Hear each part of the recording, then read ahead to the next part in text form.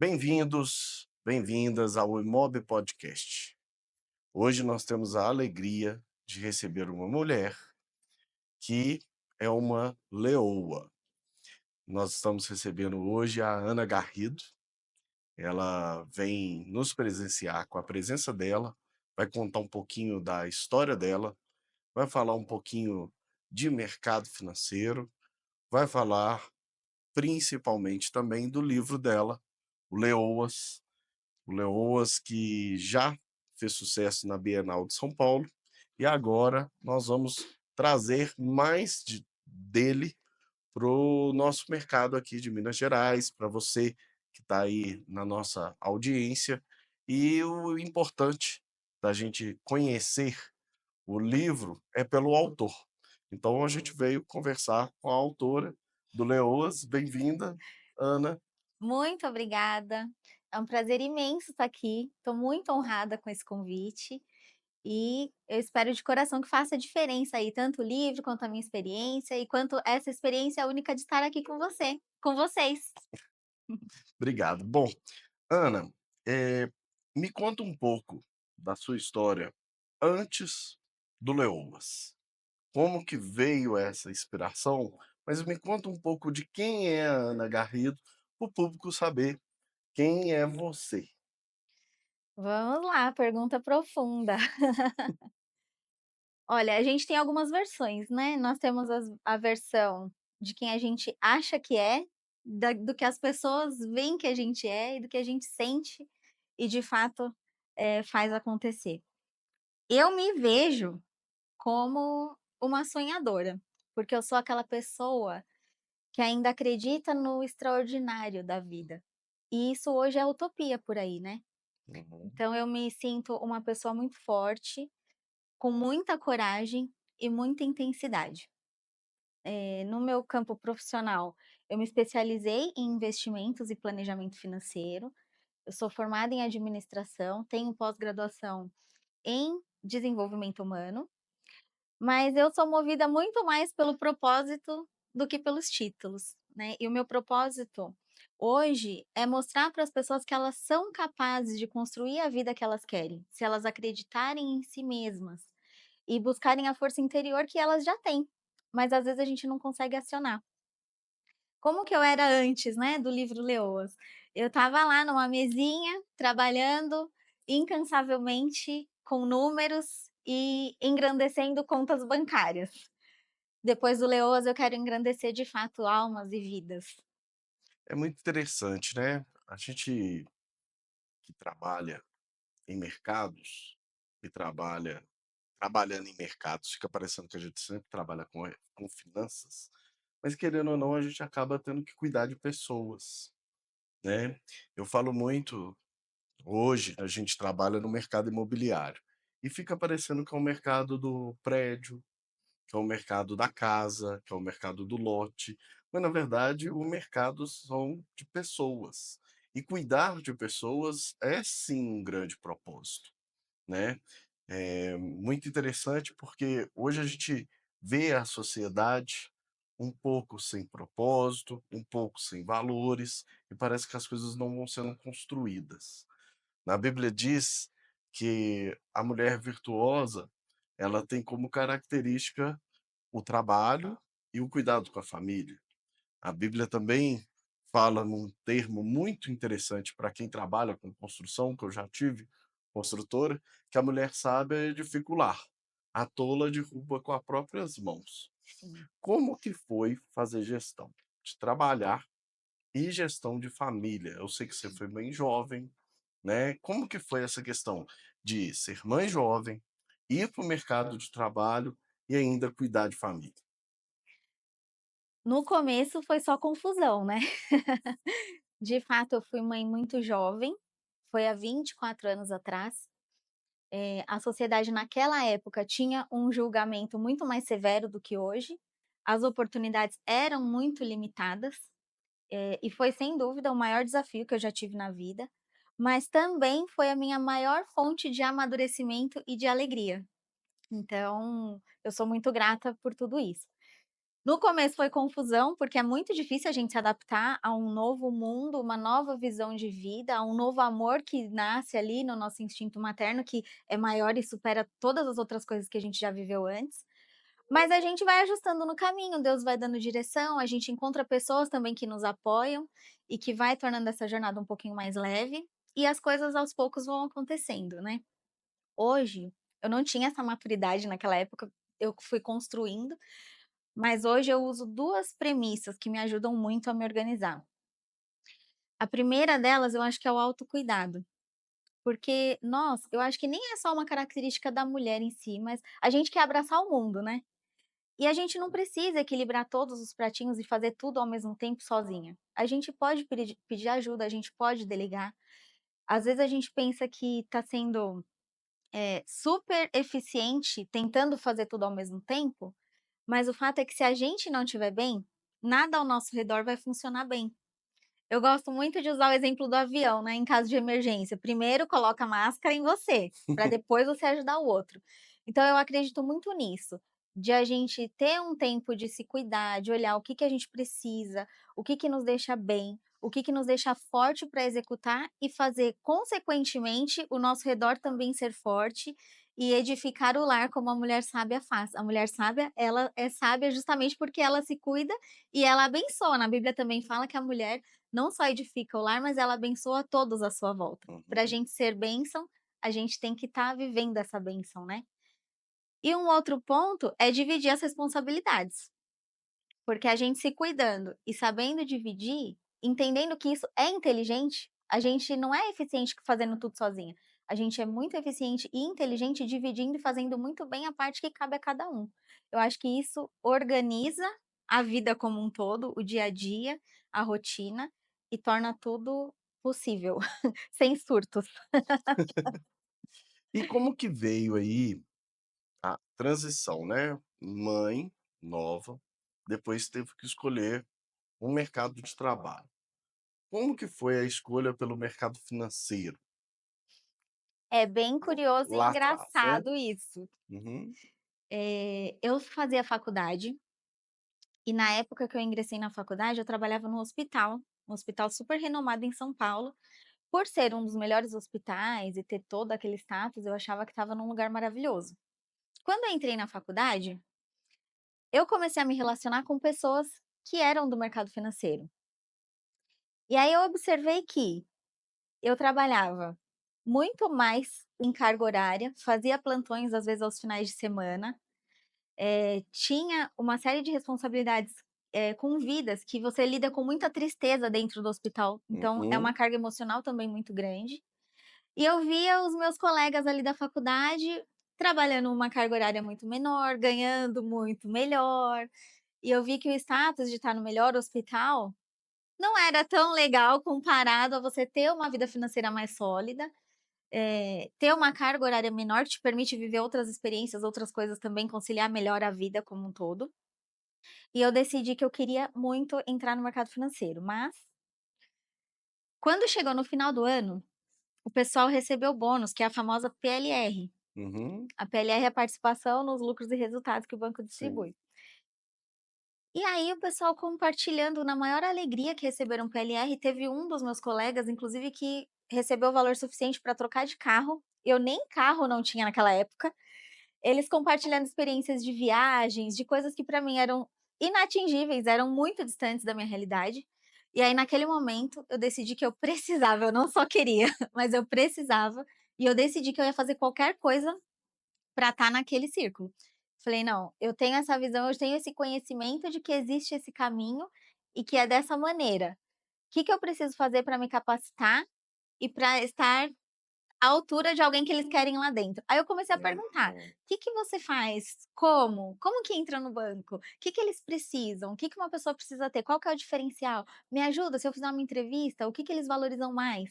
E aí eu fui me capacitando, fui pedindo indicação, fui insistindo, e até que eu consegui. Foi bem difícil também esse caminho, mas foi muito bom. Foi no final teve sucesso. Eu não posso deixar de fazer um parênteses quando se fala de saúde, porque a gente passou um período muito grande de pandemia, são vários profissionais dentro de um hospital, e a gente tem por cultura a valorização muito grande do médico, da figura do médico. Mas o entorno do hospital, que é muito importante, não é valorizado na nossa sociedade e nem pelas instituições de saúde, muito menos pelo governo, né. As enfermeiras passaram anos tentando um piso que não conseguiu receber, e aí chega lá nas cabeças da justiça, ainda vetam um aumento, depois de uma circunstância que o mundo parou por conta da saúde. E é muito interessante isso, porque como é pouco valorizado o humanas, né, em Hum, vários sentidos, e o exatas em tantos, né. Eu acho que deveria haver até uma orientação melhor nas instituições de ensino, a fazer com que os da área de humanas consigam também potencializar resultados em números, como acontece no mercado financeiro, quando sim, acontece no mercado imobiliário. A a apresentação de números é muito importante quando você vai fazer uma transição de carreira e vai para o mercado imobiliário, tudo tem a ver com resultado, é resultado. Qual que é o resultado? E o resultado na área de saúde é maravilhoso, porque ele é um resultado vital. exato. E às vezes não é premiado no final do ano com um dinheiro que salvou vidas, muito mais do que talvez salvar finanças. É um parênteses que toda vez que fala da área de saúde, eu preciso de fazer, sabe. Uhum. É impressionante como que isso é deixado de lado. E eu acho que é interessante a visão de mundo, quando a pessoa consegue transitar das áreas, a pessoa se torna muito mais experiente. Então você teve a oportunidade de trabalhar de um lado, né, salvando ali vidas, mesmo que na administração do hospital, porque faz parte daquele conjunto, e foi ver do outro lado. Você acha que no mercado financeiro falta também um pouco de humanas? Um pouco você está sendo gentil. Eu acho que falta muito. O mercado financeiro é voltado para números, né, quem tem dinheiro quer fazer mais dinheiro, e dinheiro atrai dinheiro, e é só números, números e planilhas e resultado, e Uhum, é o tempo todo, e é bem intenso nesse sentido. E uma coisa que eu também achei interessante que você falou da área da saúde. Eu trabalhava na parte administrativa, mas uhum. quem trabalha na área da saúde, lidando diretamente com o paciente, tem que ter muito amor pelo que faz, porque senão não dá conta. Eu acho que na parte do mercado financeiro, também você tem que ter muito amor, porque senão não dá conta. Justamente porque o que falta de um lado, também falta do outro, né. Hum, Isso é essa relação de vice-versa, ela é muito latente. No hospital falta um pouco da parte de resultados, e no mundo financeiro, no mercado financeiro, falta muito da parte de humanos. quando a gente idealizou o Imob Podcast, a gente pensou muito nisso. Contar histórias financeiras, contar histórias do mercado imobiliário de sucesso. A Ana é uma mulher de sucesso, mas ela não deixa de ter o lado dela humano. Por quê? Não faz sentido a gente não ter uma história para contar e só ter a planilha com o resultado. Ninguém mora dentro do número, ninguém mora dentro de uma casinha, né, numa coluna do Excel. A gente tem toda uma vida para fazer e para cuidar. Você acha que a experiência de como mãe e de como uma pessoa que entende do mercado financeiro, entende de finanças, te ajudou a ajudar mulheres no livro? Sim, o livro ele fala muito de superação. É uma transformação interna que mexe com você para acender o que você tem de melhor lá dentro. E principalmente, ele te mostra que você não está sozinha. Às vezes a gente passa situações que a gente não consegue sair dali de dentro, né. E o livro ele vai te mostrar que tem saída. O livro ele foi escrito por 30 mulheres, eu sou uma das coautoras, Uhum, então são 30 histórias diferentes, com momentos de vidas diferentes, com desafios diferentes e em cenários e contextos completamente diferentes. Então, ele vai tocar em cada pessoa num ponto bem especial e lá no profundo. E vai servir para todas as áreas da vida, certo. né. Então tudo que eu trouxe de bagagem, desde quando eu nasci, na verdade, não foi nem de quando eu fui mãe e entrei para o mercado de trabalho, mas eu acho que toda essa essência, ela vai estar no livro. Perfeito.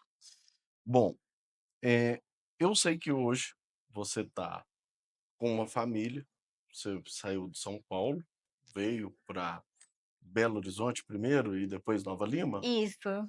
Me conta como que foi essa questão de vir de São Paulo para Belo Horizonte. Quais foram os primeiros impactos de diferentes que você viu na sociedade, até do ponto de vista feminino? Como que é essa diferença do de São Paulo para Belo Horizonte, para Minas Gerais? É bem interessante. A gente teve que aprender os dialetos, né, dos mineiros, tive várias pegadinhas aí com algumas palavrinhas, o agarrado foi uma delas que me trouxe algumas confusões, mas a gente sempre quis sair de São Paulo. São Paulo se tornou uma cidade mais violenta, e eu e meu marido, a gente tinha sempre um desejo de morar num lugar mais tranquilo. Mas sabe aquele desejo que está escondido em algum lugar, você nem fala sobre ele? Ele existe, mas não era algo que a gente imaginava que fosse acontecer tão rápido. Até que ele recebeu uma proposta no trabalho dele para vir para BH, e aí ele conversou comigo bem aleatoriamente, assim, despretensiosamente. Ele falou: "Ah, nossa, recebi esse convite para trabalhar em BH, achei super bacana e tal", mas ele já tinha praticamente recusado. Aí eu falei: "Mas por que não?" Aí ele: "Como assim?" Eu falei: "Pensa a respeito, pode ser legal, pode ser uma oportunidade, uma experiência que a gente gostaria de viver e que apareceu. A gente só precisa abraçar". E ele fala até hoje que ele não acreditou nessa minha reação, que foi a mais improvável do mundo, mas foi bem legal, a gente veio. Aí eu consegui depois negociar no banco que eu trabalhava para ser transferida para cá, demorou 6 meses, ele ficou aqui 6 meses e eu lá 6 meses, até que a gente conseguisse os 2 estar em BH juntos. Chegando aqui, a parte cultural surpreendeu muito, porque é uma cidade muito acolhedora, muito bonita, arborizada, limpa, as praças são maravilhosas, então eu me encantei de cara quando eu cheguei. As mulheres têm uma particularidade, porque em Minas as mulheres discutem futebol, gente. Em São Paulo, nenhuma mulher praticamente acompanha futebol, são raras exceções. E aqui dificilmente uma mulher não fala de futebol, né. E é um contraste interessante que eu observei. E aí até os hábitos eu já criei, né, hábito de tomar cafezinho, o hábito do pão de queijo, de comer queijo, essas coisas não fazia em São Paulo, só faço aqui. Já me sinto mineirinha também. Minha mãe é mineira, então eu tenho um pedacinho do meu DNA. Ah, sim. Ela é mineira Eu de tomei onde? posse. Minha mãe é de Passos, Passos de é sul de Minas. Uhum. Sim, E é friozinho. e ela só conheceu BH depois que eu vim pra cá. Minha É mãe não mesmo? conhecia BH antes da minha vinda. Então tem muitas coisas aí que aconteceram que foram bem legais com a nossa vinda pra cá. Entendi. E aí, vocês foram mudaram para BH e passado um tempo, hoje nós moramos lá em bairros vizinhos, vocês hoje moram em Nova Lima, Lagoa dos Ingleses, é isso? Isso, isso. Como é que foi essa decisão para morar em casa, em condomínio? O que que você acha que faz uma pessoa sair um pouco do centro comercial e procurar um refúgio num lugar um pouco mais afastado? Então, quando nós saímos de São Paulo, a nossa ideia era morar num lugar mais tranquilo. Mas assustaram a gente, falaram: "Olha, BH é muito diferente de São Paulo", brincavam assim: "Ah, é uma roça grande, e vocês vão ter dificuldade de se adaptar". Então, com as pessoas que a gente conversou, muitas pessoas alertaram a gente e sugeriram que a gente morasse na Savassi, que ia ser mais próximo do ambiente de São Paulo, que ia ter mais movimento, bastante coisas ao redor ali para fazer, que a gente não ia sentir tanto. Então nós viemos para Savassi, mas o nosso desejo do nosso coração era morar num lugar mais tranquilo. Enfim, amamos a Savassi, estávamos super bem lá. e o meu marido recebeu vai ser bem interessante essa história. Calma que eu vou chegar lá. Tá. Meu marido resolveu comprar um carro novo, Uhum. trocar de carro. E o carro que ele se interessou estava em Alphaville. E ele marcou de visitar o carro, eu fui junto. Quando a gente chegou no lugar, a gente ficou tão impressionado, porque era um lugar lindo, tranquilo, de paz, no meio da natureza, e era tudo que a gente queria quando a gente imaginava sair de São Paulo para ir para um outro lugar. E aí foi super interessante que no test drive do carro, a gente não conseguiu observar o carro, a gente ficou observando todo ao redor e imaginando como que a gente ia ficar feliz, com a bênção de morar num lugar daquele. Que em São Paulo um lugar desse é inacessível, né, pra gente era algo inacessível. E aí a gente saiu, em vez de fazer a proposta no carro, começamos a ligar para todas as imobiliárias da região e já marcamos no mesmo dia várias visitas para conhecer melhor os condomínios, para conhecer as oportunidades de casas, e foi um pouquinho antes da pandemia. E aí a gente acabou optando por comprar o lote e construir. Mas foi assim, Deus que pegou a gente ali e falou: "Vai para cá". Entendi. Foi comprar um carro, É, saiu de lá com o lote com uma construção, isso. né. Nesse meio do caminho você estava ainda no mercado financeiro, trabalhando no mercado financeiro. O mercado financeiro hoje tem muitos gurus que falam: que "Você não deve comprar imóvel, você tem que viver de aluguel". O que que você acha disso? Porque, assim, tem muito guru que fala isso e mora dentro da casa que ele comprou, Sim. construiu e tem o patrimônio. Como é que é isso no mercado financeiro? Como é que as pessoas chegam a essa conclusão? Olha, o mercado imobiliário no mercado financeiro, ele é mais acessível por questão de valores. A gente Uhum. entra com um valor muito pequeno. Só que ele tem vários riscos embutidos ali também, que às vezes é difícil para a pessoa acompanhar. Muitas pessoas investem sem saber exatamente o que elas estão fazendo. E, como já diria, né, o ditado, desde lá do fio do bigode, quem tem terras não erra, né? E todo mundo, além da parte financeira, a gente é movido por sonhos também. A gente tem as nossas realizações de vida que a gente quer. Quem não tem um imóvel, eu acho que em algum momento da vida, mesmo dessas pessoas que fazendo conta entendem que é melhor alugar do que comprar, dentro delas em algum momento teve um sonho, um desejo de ter um imóvel, porque o imóvel é um patrimônio. E é um patrimônio que se valoriza muito, é um patrimônio que a gente deixa por gerações, dependendo do objetivo, né, da pessoa. Agora, pensando também que muita gente quer alugar, vai aumentar a demanda. Logo, tem mais oportunidade ainda para quem quer investir. Sim, eu costumo dizer que o mercado financeiro e o mercado imobiliário, eles se associam, porque muito importante a pessoa conseguir entender a situação de vida dela financeira, para depois conseguir fazer a decisão de compra do imóvel. É muito interessante porque mesmo contando nossas histórias, as nossas histórias elas são cheias de emoção, desejo, mas precisa da razão. Sim, Quando um marido sai de casa para olhar um carro e a família se apaixona pelo local, é muito importante que esse marido ou essa esposa esteja com um companheiro que vai saber visualizar aquilo de todo o aspecto, não só emocional, não só o desejo, não só aquilo que sonhou, mas como conseguir colocar aquilo com concreto. Estar ao lado de pessoas que nos potencializa isso é importante e às vezes no nosso meio a gente não tem. Através de histórias, como as histórias das leoas, você pode alcançar isso também. A gente normalmente a gente precisa se cercar de pessoas que têm objetivos parecidos com o que nós temos, para conseguirmos alcançar mais informação, né, mais motivação para isso. Quando você desiste de trabalhar no mercado financeiro e olhar para as mulheres, passa um pouco disso na sua cabeça? tudo na vida é um equilíbrio, né. A gente em casa tem essa vantagem, que eu sou muito mais pro emocional, meu marido é muito mais pro racional, então a gente juntos consegue se complementar. Mas a gente também tem que ter em mente que as coisas, por mais bem planejadas que sejam, elas às vezes saem fora do controle completamente. E a gente tem que estar preparado para o que vai acontecer, para como eu vou reagir e como que eu vou dar consequência em algo que às vezes eu não estava esperando. Um exemplo dessa oportunidade da gente construir. Nós 2 somos planejadores financeiros. A gente mudou totalmente, inesperadamente e sem planejamento nenhum de comprar um carro para comprar um terreno e construir.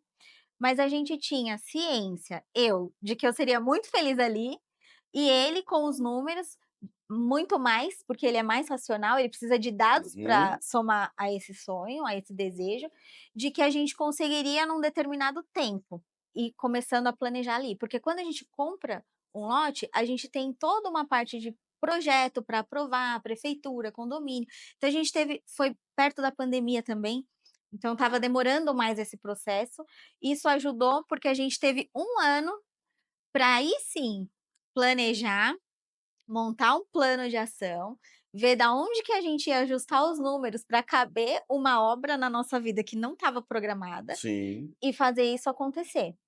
Mas precisa muito do consenso familiar, principalmente em obra, o mais importante é esse consenso familiar, né, porque você vai lidar com frustrações, com atrasos, com retrabalho, com quebra de orçamento, então você precisa estar com o alinhamento financeiro e uma gestão emocional muito, muito forte.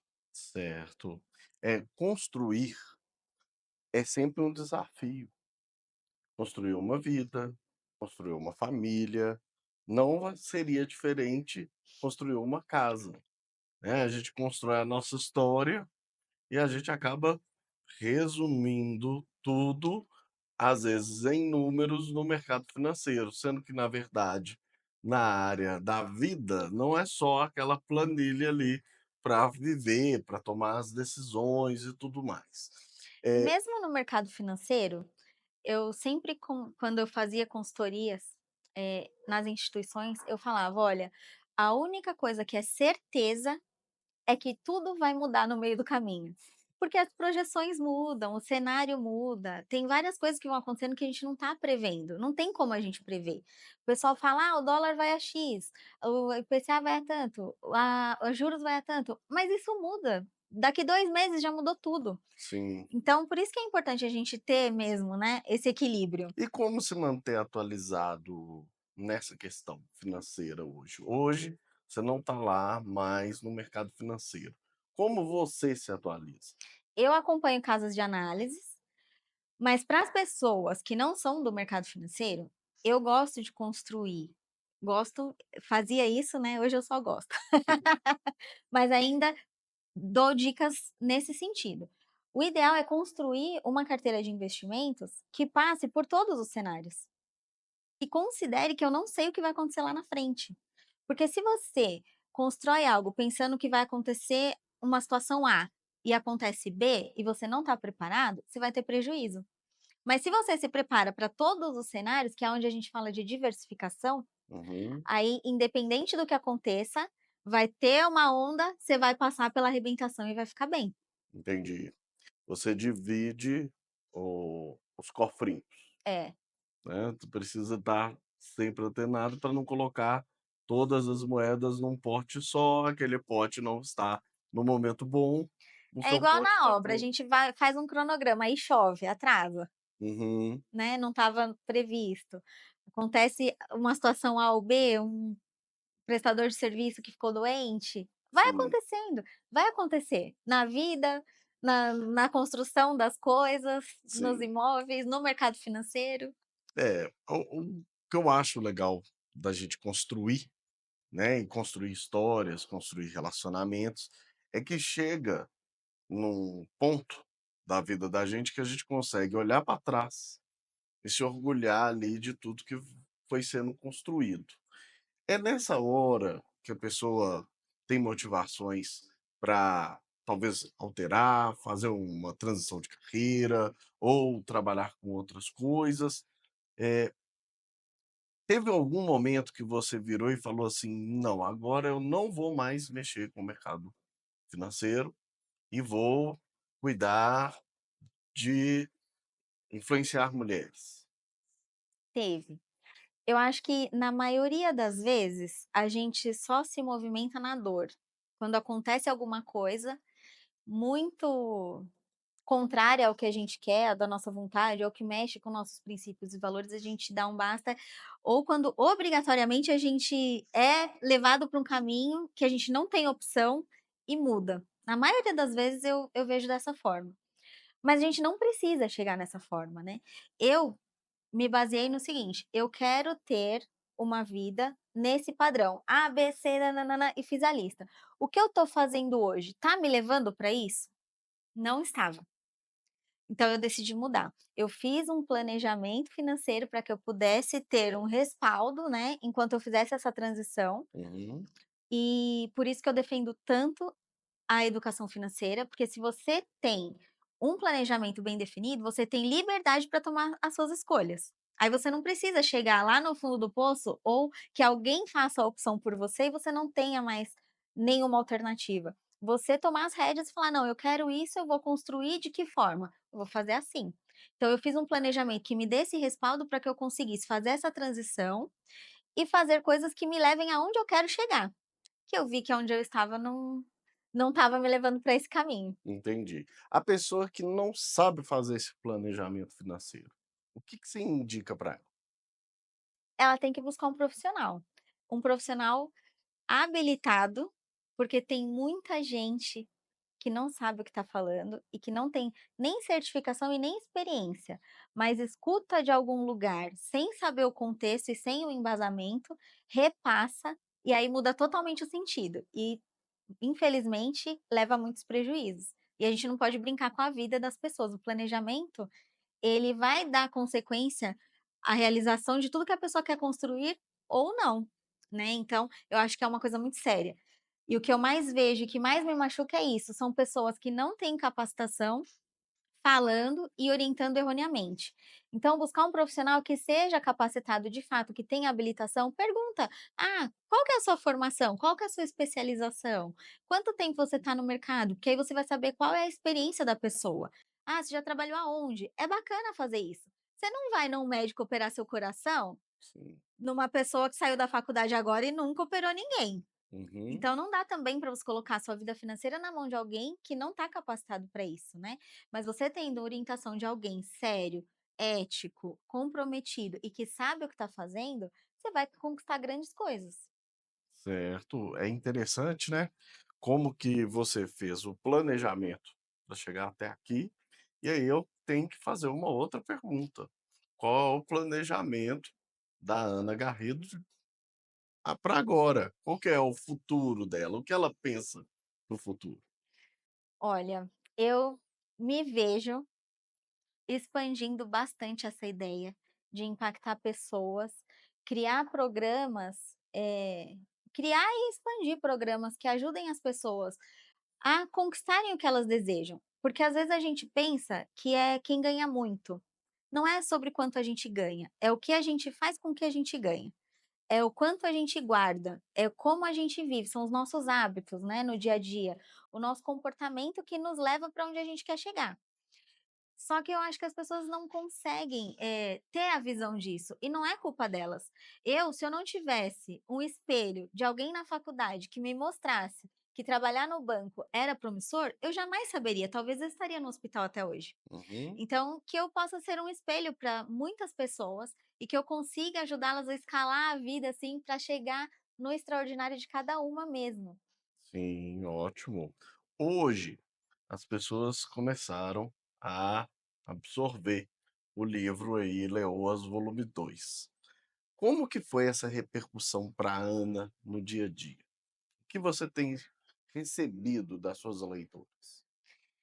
Muito carinho, muita gratidão, tem sido uma experiência especial mesmo, e é mais voltada para dentro, sabe. Para escrever o livro, até vou me emocionar agora, desculpa, quem me conhece sabe que eu sou bem emotiva. Eu já disse, né, que eu sou a parte coração da família. Então me perdoem se eu me emocionar, mas no livro eu dei tudo de mim no sentido de revisitar momentos, todos os momentos, os bons e os ruins, para eu conseguir passar para as pessoas a profundidade da onde eu já cheguei. Porque quem me vê hoje não consegue, não consegue ver lá atrás, não consegue calçar os meus sapatinhos e saber todos os furos que eu tenho no pé para chegar até aqui, porque às vezes nem calçado eu não tinha. Uhum, É muito engraçado quando a gente fala assim: "Ah, tá doendo", mas a gente não sabe a profundidade da dor. Talvez é uma dor que eu suporte, talvez é uma dor que eu não suporte. Então, eu revisitei muitos momentos, eh, inclusive coisas íntimas minhas que eu nunca tinha revelado, mas foi com o coração de fato muito aberto, para que pessoas que não consigam ver um futuro bonito, que elas criem ele para si mesmas. E eu acho que com algumas pessoas está se cumprindo esse objetivo, isso me faz muito, muito feliz e muito grata. entendi. Nesse testemunho de vida, e eu acho que a vida é feita disso, né, a vida é feita dessas histórias que ficam e que marcam. Quando você passou por isso, teve pessoas que serviram de inspiração para você? Você viu também em outras mulheres? Sim, sozinho a gente não chega em lugar nenhum. Eu tive pessoas que até no livro eu cito como anjos, que apareceram não com asas enormes igual a gente imagina, mas com uma mão estendida, né, e um coração aberto. Eu tive muitas inspirações e ainda tenho. Hoje, a pessoa que está com dor, sem planejamento, qual que é o recado que você consegue dar para essa pessoa hoje, e o que que ela vai encontrar no seu livro para motivá-la a superar essa dor? Eu sugiro que você não se contente com o comum. Tudo que a gente imagina e que a gente crê e que a gente se esforça e decide alcançar, a gente consegue. A dificuldade está em encontrar o caminho. É por isso que a gente precisa fazer escolhas inteligentes. O livro, ele vai te ajudar a se conectar com a sua essência, com esse poder que você tem aí dentro e que talvez você ainda não conseguiu acessar. Mas ele é muito grandioso. E quando você chegar nele, você vai ter condição de tomarem decisões muito mais inteligentes, alinhadas com o seu propósito e vai conquistar os seus objetivos. É isso que eu gostaria, que ninguém se contentasse com uma vida comum, porque é tão legal conquistar e realizar e viver o que a gente nasceu para viver. E Deus é tão abundante e ele nos fez para sermos abundantes. Então a gente não pode aceitar menos do que isso. Muito bom, achei muito bonito. Ana, hoje, uma leitora, uma moça e uma mulher da nossa audiência, ou até mesmo um rapaz, que queira ter contato com você, quais são os canais, onde que a pessoa te procura? Passa aí para o pessoal, apesar Ah, de que a gente vai colocar embaixo também, mas eu acho melhor você falar aonde achar a Ana Garrido e aonde achar o livro Leoas, para comprar, para ter. muito legal. Eu vou amar receber a sua audiência, as pessoas serão muito bem-vindas. Eu fico mais presente, eu tenho outras redes sociais, mas eu estou mais presente no Instagram. Então eu gostaria de encontrar vocês lá, o meu arroba é o arroba me diz Ana Cris. Me Ótimo. dá um oi que eu vou ficar muito feliz. Bom, no episódio de hoje do Imob Podcast, nós estivemos aqui contando a história de uma leoa, contamos um pouco da história.